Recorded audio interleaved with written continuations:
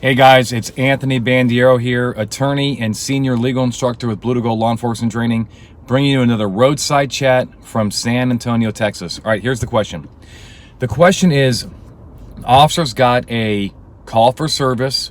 It's on federal property. It's on a federal housing project, but it involved marijuana. So, federally, obviously, marijuana is still illegal, but many states, marijuana is still illegal as well. So this scenario could apply to various states where marijuana is still illegal, like New Jersey and so forth.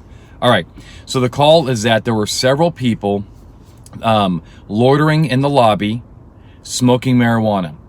The cops arrived. They saw some people in the lobby, and as they entered the lobby, and there was a gate and so forth. I'm not sure it changes the outcome, but a group of people, and the question does not state how many, but let's assume 5 or 6 people start leaving the lobby.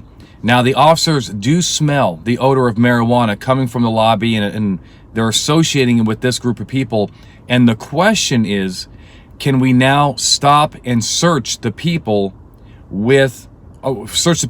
marijuana? And I think the answer is going to be no, and here's why. So in order to search people for evidence, you need probable cause, right? And usually there's always something plus. There's, a probable cause plus a search incident to arrest, or probable cause plus exigency if you're not going to arrest them. We don't have time to go get a warrant and then come back and, get the evidence out of their pocket. But you're going to need probable cause. And with those facts, I'm not sure you have probable cause as to a specific individual or individuals in that group. I mean, the court, probable cause is elastic. I mean, as far as the definition, there is no necessary quantum of probability. It is below 50% when push comes to shove, especially for serious cases. But, we want a little bit more certainty than that, when it comes to minor cases. So here's where I'm at on it. If we have like 5 or let's say 6 people in this lobby, we can certainly detain all of them. Okay. They're all together. There's, I think reasonable suspicion that they're, potentially engaged in trespassing. They're smoking marijuana. But do we have enough to start, searching them one by one for marijuana? And I'm not seeing it. Not with those facts. I would want something more. What are you going to tell the judge, right?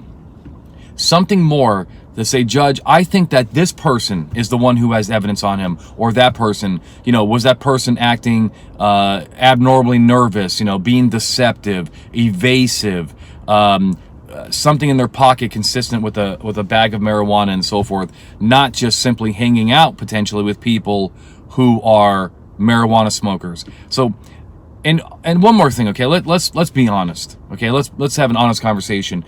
The war on drugs against marijuana is lost or almost lost, right?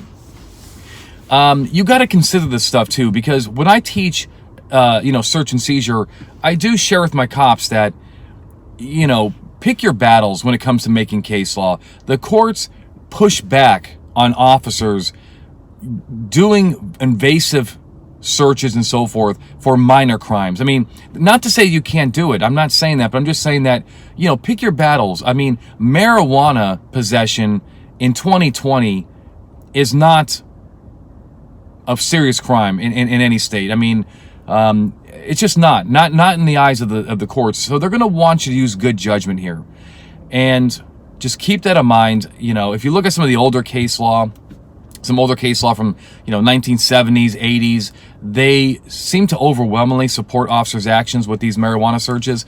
But I can tell you that today that is not the case. Okay, they're pushing back on it because they also have a viewpoint that and I'm not saying it's right, but judges also have a viewpoint that they don't want intrusive searches and seizures for minor offenses. They want you to be more prudent and use better discretion.